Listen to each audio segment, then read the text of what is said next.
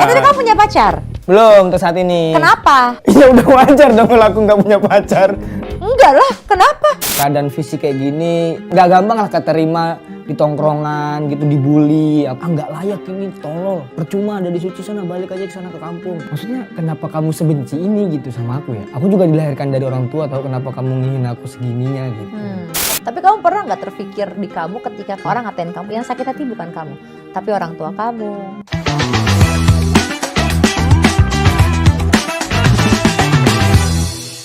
Hai Sobat Kompas TV, ketemu lagi dengan saya Wulan Juliani di Kode. Nah hari ini saya senang banget karena kayaknya kita bakal terhibur semuanya. Tapi kayak nggak mau dia menghibur saya, saya harus menghibur dia. Awas kalau sampai nggak lucu ya. Karena dia adalah merupakan juara 1 di Suci 10 Kompas TV. Ada Mas Yanto Bekri. Wih, salah. Siapa? Mulutmu ku benerin loh nanti. Gimana caranya? Mas Yono. Aduh, lucu banget padahal kalau aku lanjutin nih. Ya kenapa enggak? Nggak usah, nggak enak. Jangan ya. Nanti nggak tayang. Iya. Mas Suyono. Ya. Ada belakang lagi nggak? Nggak ada. Suyona Coba aja. KTP-nya. Buat apa nanti kamu pinjol kan? Dipakai pinjol nanti males. Itu niat aku. Jadi kenapa akhirnya milih Yono Bakri? Referensi di kepala aku waktu itu orang paling kaya ya Abu Rizal Bakri. Waktu itu Kan itu zaman-zaman BBM. Zaman-zaman BBM ya. Jadi aku ganti namaku Yono Bakri. Oh, udah lama ya. Udah lama banget itu. Udah lama banget. Tahun 47 apa? Oh, udah lahir. Anda Udah. ikutan waktu itu ikutan perang ya? Nggak ikut. Nggak ikut. Karena ada 47. Main Mobile Legends aku waktu itu. Mas Yono ini Ya. adalah juara 1. Udah pasti senang ya perasaannya adalah ya. Udah pasti. Kalau perasaan kan udah pasti. Udah pasti. Ya. Aku menang atau kalah pasti akan seneng. Kenapa tuh? Ya karena untuk maju di grand final itu nggak mudah pertama. Terus di grand final kemarin secara keseluruhan semua orang seneng. Tujuanku bahkan di awal tidak untuk menang, tapi untuk membuat grand final ini sukses gitu. Biar aku nggak malu di grand final. Biar kalau ada yang bilang grand final ini pantas disebut grand final terbaik, nah itu tujuanku. Oke, dan ternyata bener ya banyak sekali Iya. komen yang bilang bahwa malah terharu dengan kisahnya dari Bener. Mas Yono sendiri. Kayak gitu. Gautama juga kan pernah ngobrol sama aku kemarin, yang dia tuh nggak sedih juara 2. Oke. Yang dia sedih adalah sempat ngeblank.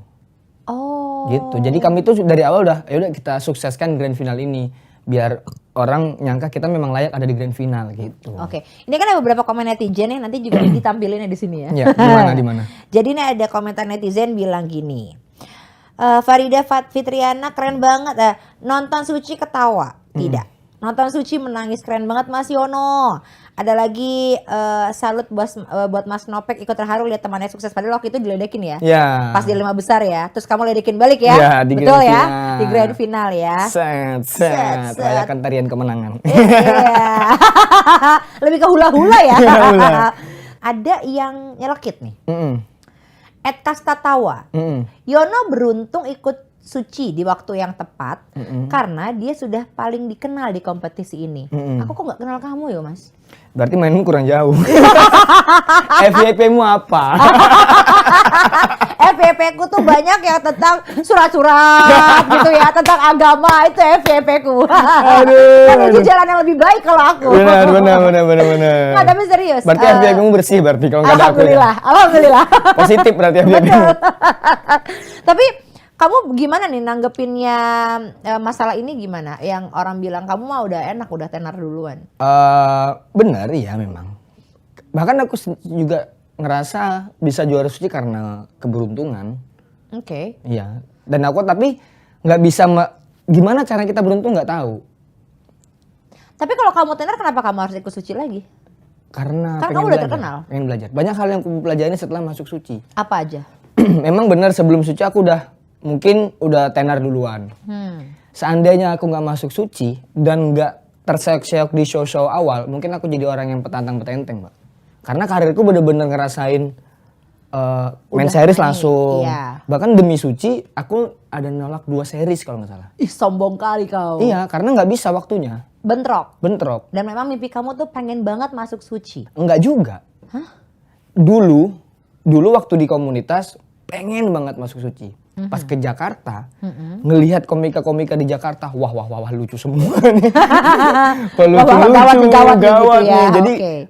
kayaknya di acting lah gitu jalurnya. Akhirnya di acting. Ya di acting, tapi takut karena ngerasa belum nggak ada apa-apanya nih sama komika-komika di Jakarta gitu. Tapi apa sih sebenarnya yang buat kamu pengen banget masuk Suci? Awalnya jujur aja ya, awalnya saya tuh udah nggak pengen ikut Suci. Udah nggak nih tahun ini. Cuman ada saran-saran dari senior, ya udah ikut aja. Dari Bang Ajis jadi Ko Erwin gitu. Ya udah ikut aja, seenggaknya label lah.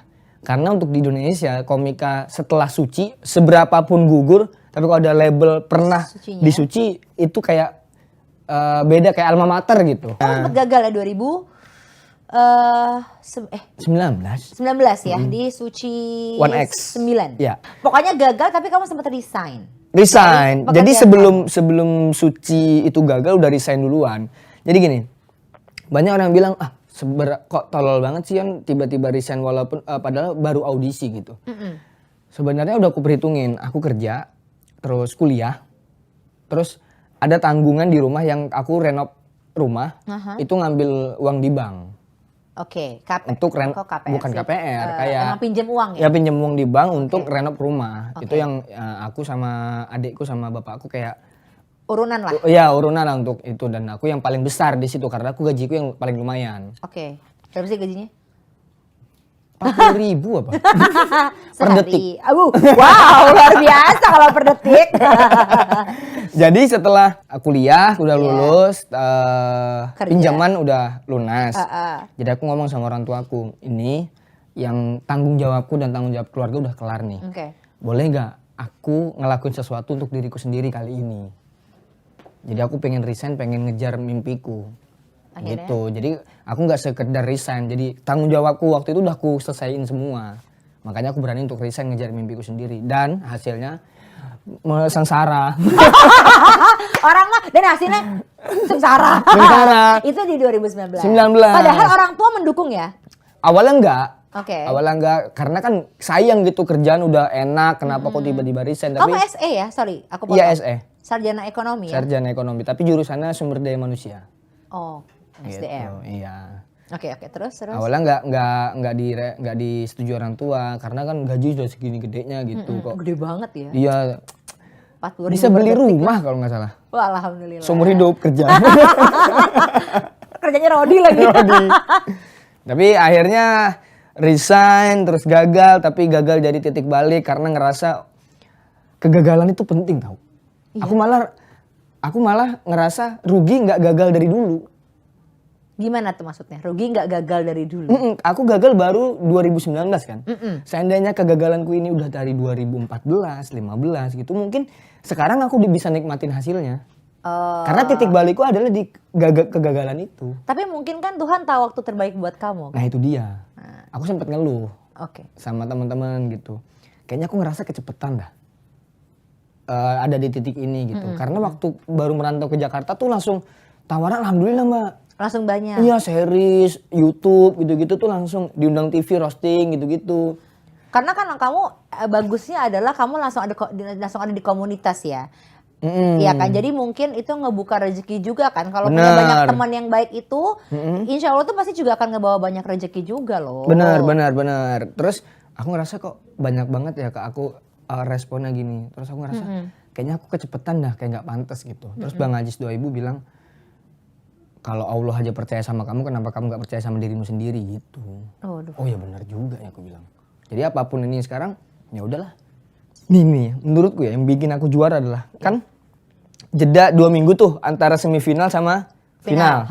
Jadi aku sempetin pulang lah 4 hari. Oke. Di 4 hari itu aku renov rumah. Setelah hari itu baru dapat materi. Oh iya? Sebelumnya pusing mikirin apa ya gitu. Karena kan mungkin gini ya, di sekarang itu kan stand up comedy itu udah banyak sekali gitu ya. Ada apa nih? Ya, coba Mas. Gimana? Aduh, bingung deh Ada ya di aku. sini ya, kok bisa ya? Emang kita di sini terlalu banyak cinta, kamu tahu nggak? Oh, Takutnya iya, kamu iya. nggak bisa pulang, Iya, sorry. karena kamu kamu nanya, kamu kecintaannya. Apa tadi, sorry, maaf. Kan juga jadi bingung. Salah. Mas Yono, ini kan banyak banget, ya stand up comedy itu udah banyak. Mm-mm. Pasti kan materi, iya bisa sama. Ya, Nah kamu inspirasinya emang harus pulang kampung dulu atau gimana? kayaknya memang iya dah. Kayak ada beberapa konten yang ketika aku bikin di Jakarta responnya biasa aja. Terus aku pulang, mikir lagi, ketemu teman-teman di Samarinda, ngobrol lagi. Ada kontenku yang nggak usah sosokan itu viral. Oh. Setiap aku bikin konten yang idenya dari Samarinda tuh bagus hasilnya gitu. Kayak ngecas tau gak sih? Ngecas tuh maksudnya Kayak- pas. Apa ngecas? Charge. Oh ngecharge. Oh ngecharge. Susah bener. Bahasa aku di kampung ngeces. Oh ngecas, maksudnya diisi lagi baterainya Iya, lah gitu. istilahnya. Tapi kamu punya pacar? Belum untuk saat ini. Kenapa? Pengen berkarir? Jangan Oh, alasan. pertanyaannya kenapa? Ya udah wajar dong kalau aku nggak punya pacar. Loh, Nggak ya? enggak lah, kenapa? Loh, gimana sih? Jadi gini, Mbak. Iya. Dicopot juga kacamatanya. Di posisiku sekarang, Iya. aku tuh bingung. Oke. Kalau ada cewek suka sama aku, dia tuh suka sama aku apa suka sama prestasiku? Jadi gini ya, Mas. Woi, di sini. Oh iya, maaf. sorry. Karena udah serius banget soalnya. Itu berarti karena kamu tidak percaya diri dong? Ya. Kenapa kamu gak percaya diri? Kayaknya dari kejadian masa lalu yang membentuk, aku tuh banyak dimarahin orang masalah ini nih. Masalah nggak percaya diri, minder gitu. Iya, berarti aku gak perlu marahin kamu lagi ya? Nggak perlu. Oke. Mas- Apa masalah lalu kamu kenapa? Ya dengan keadaan fisik kayak gini, ya gampang lah, nggak gampang lah keterima di tongkrongan gitu, dibully apa segala macam. Jadi kayak ngerasa, aduh nggak pantas nih aku di situ gitu. Dibully. Iya. Aku lihat beberapa kali kamu pas lagi perform kan kamu memang suka, sorry ya, suka maksudnya as a animal ya, maksudnya suka dikatain. Iya, binatang iya, gitu iya. Aku pribadi, aku agak kurang kok gitu ya, Iya, gitu iya, ya. As a human being ya, gitu. Kenapa kamu bisa menerima itu? Nah, beruntungnya di stand up comedy, jadi aku menemukan makna berdamai dengan diri sendiri itu apa gitu. Jadi berdamai dengan diri sendiri bagiku, aku nggak ngelarang orang untuk ngatain aku apa aja atau ngomongin tentang aku apa aja. Yang bisa aku lakukan adalah ya udah, aku nggak peduli. Oke.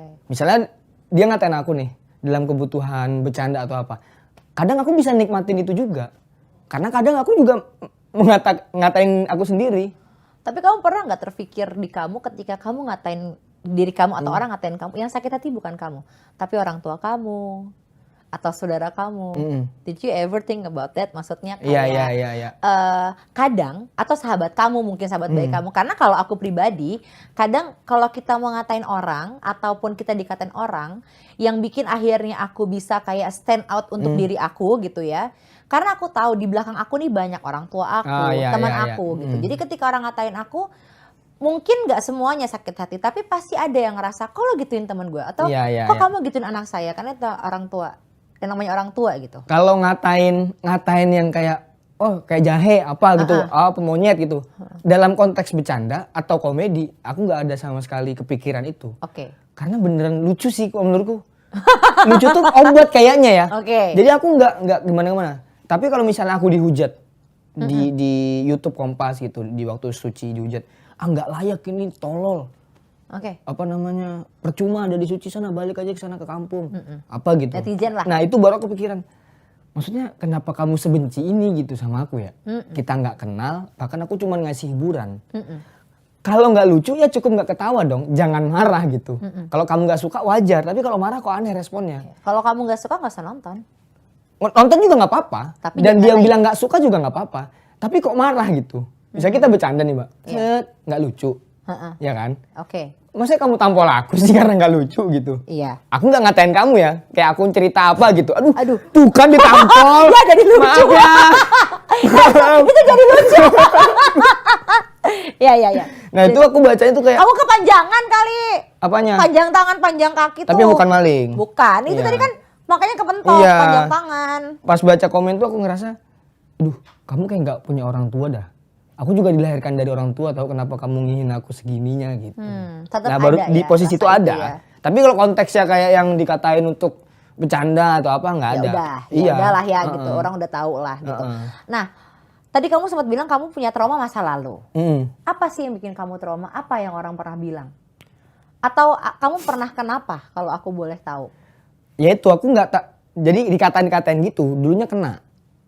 Contoh kan, Iya, kalau tadi kan dikatain kamu komen orang. tupai atau apa gitu. Karena aku belum kenal komedi, belum tahu stand up. Jadi kayak ya kenapa ya orang ngatain aku juga manusia gitu. Tapi kamu pernah punya pacar? Pernah. Pernah. Terus? 30 apa? Hah? 30 apa? 30 orang. Wih, banyak kali pacar kau. Wih, percaya dia. Gampang dibodohi Mbak Wulan ya. Memang. Aku pun bodoh. Jadi 30 Enggak. Pernah ada. Pernah. Punya. Pak putusnya karena Apa ya? Lupa udah lama. iya berarti kan sebenarnya di luar sana tuh ada orang yang mencintai kamu. Ada. Nah terus apa yang ngebuat kamu? Kan tadi kan kita Gini. konteksnya kamu nggak punya pacar nih ya. Yang dibully dulu ya. Oke. Yang bikin aku ngerasa kayak minder, nggak pantas. Dulu tuh aku belum kenal komedi. Ya. Jadi orang bercanda pun ke aku sakit hati. Oke. Dulunya karena, kenapa aku beda ya sama teman-temanku yang lain ya? Kenapa aku dikatain gini, dia enggak gitu. Iya. Tapi ku sadarin ya udah perannya orang masing-masing di dunia ini gitu. Kita nggak bisa ngatur orang. Kalau peranku di dunia ini ya kayak gini gitu. Oke. Kalau aku ngelawan ini ya aku akan sakit sampai kapanpun. Dengan cara aku ikhlas, ku iyain dan jalannya bisa jadi rezeki kan. Iya. Itu poin yang pertama untuk masalah dibully. Cuman kan dulu nggak tahu komedi jadinya sempet Sakit hati terus ngerasa aduh nggak pantas nih aku duduk sama mereka. Itu dulu. Sekarang? Nah kebawa masalah nggak pantasnya. Yang masalah dibulinya udah berdamai tapi mindernya masih ada gitu. Tapi Padahal di sekarang posisi sekarang malah jadi bukan minder. Dengan kamu tadi tiba-tiba bilang aku nggak tahu nih kak, kalau sekarang tiba-tiba ada cewek yang suka sama aku memang karena diri aku atau karena atau karena materi, karena ujung-ujungnya kalau maksud kamu itu kan, ya kan, itu yang menjadi kamu takut kan. Berarti kan itu bukan masalah pantas atau nggak pantas, tapi malah kamu jadi takut dengan orang lain gitu. Nah justru itu bukti mindernya ya, karena aku nggak percaya diri kalau ada orang yang tanpa stand up komedi mau sama aku gitu. Let's say tiba-tiba ada, sebenarnya gimana? Kalau kasihan kamunya loh, atau kasihan cewek itu loh. Misalkan emang ada yang mau menerima kamu apa adanya. Lah ini kenapa gue jadi penyuluhan diri sendiri? Ini yang kita mau bahas. Ini baru ngobrol. Iya, ini baru ngobrol kan? Iya kan? Daripada ngomongin kamu kemarin ngapain aja, udah banyak pasti dibahas kan. Kalau ini kan enggak, maksud aku gini, cewek itu menurut aku ya, enggak semuanya juga ngelihat dari segi itu. Maksudnya dari segi materi. Takutnya di luar sana memang ada yang mencintai kamu memang dengan tulus. Let's say memang dia suka sama kamu secara nggak usah fisik deh, tapi personality. Iya. Iya kan? Karena aku kemarin tuh baru aja baca ya. Orang yang tidak cantik itu bisa terlihat cantik kalau dia selalu baik. Karena kebaikannya dia yang akan merubah dia menjadi cantik. Anjay. Menurut aku itu akan berlaku sama dengan laki-laki. Ketika kamu jadi orang baik, kebaikan kamu itu akan terlihat lebih jelas dibanding dengan ketampanan kamu ataupun maksudnya dengan fisik kamu. Jadi maksudnya takutnya nih nanti sampai ke depannya kamu malah akan terus-terusan kayak begitu ada cewek deketin kamu, pasti gara-gara gua suci atau gara-gara gua terkenal. Tapi kasih nanti dianya memang ketika dia mencintai kamu dengan tulus. Oh, yang ngerti. Iya dong. Buat cewek-cewek langsung DM. Nggak begitu juga poinnya dong. Kalau langsung DM ya itu semuanya yang pengen emang. Serba salah dah. Iya benar. Ya udah, oke. Nanti gue seleksi dari situ. Ya. Seleksi. Tapi kalau Timnas tiba-tiba kalian. orang tua ngejodohin kamu gimana? Dijodohin? Mau. Iya. Tapi kamu udah ada punya target buat menikah belum? Baru pengen, belum ada target. Oke, pengen ya. Berarti sekarang kan mimpi kamu satu-satu udah jadi. Udah kamu gapai nih, renovasi rumah, kerja, lulus, udah buat orang tua bangga, Suci udah menang juara 1 lagi, alhamdulillah. Kacau Indonesia. Iya kan? Keren kan? Keren. Berarti tinggal pasangan. Ya. Tapi kalau kamu sendiri, apa makna pasangan untuk kamu? Rumah. Betul. Okay. Rumah aku. Dulu aku pernah nih, sebelum merantau ngomong sama 2 cewek. Oke. Kenapa 2? Pikiranku kalau ini nggak mau ada satunya lah. Wah elah sama aja nih. Ada backup seret lu ya? Ada, Oke. ada. Dan dua-dua cewek ini ku omongin dengan yang sama.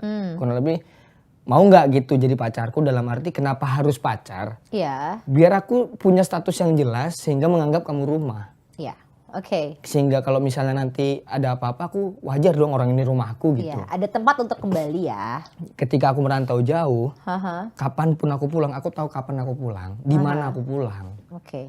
Dan aku bisa kayak orang tua yang habis dapat uang gitu, ini. Iya, buat kamu. Haha. Nah, tapi dia nggak mau. Dua-duanya lagi.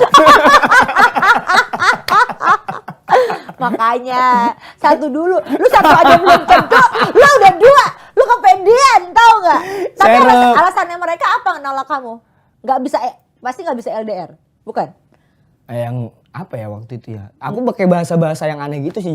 Mereka juga pakai bahasa yang gitu. Kayaknya enggak ada, kita beda visi dalam hal ini gitu. Tapi emang udah deket. Udah, Oh, jangan tiba-tiba. teman, emang teman. Oh emang teman. Emang teman, terus udah tahu lah gitu kelakuannya gimana. Aku coba omongin kayak gitu. Bahkan aku sampai pakai bahasa ketika aku nanti merantau, terus aku sukses dan punya uang, aku tahu kemana aku pulang. Dan pintu pertama yang aku ketuk adalah pintu hatimu. Wah, Dikunci. belum nyampe depan pintu udah digebuk Udah pagernya. digebuk ya? Ya nggak jadi deh. Dia pindah. Bahkan udah punya rumah orang. Iya. Tinggal di rumah teman lagi dia. Katanya temen yang datang lu yang dapet ya. Iya. Tapi berarti cita-citamu sekarang semua sudah terlaksana atau masih ada lagi cita-cita kamu? Aku sekarang tuh kayak hampir nggak punya cita-cita lagi. Video call ibu dong. Ada mah. Kenapa lah? Pernah ngomong mamaku kemarin. Heeh. Dia tuh udah nggak mau nelpon lagi karena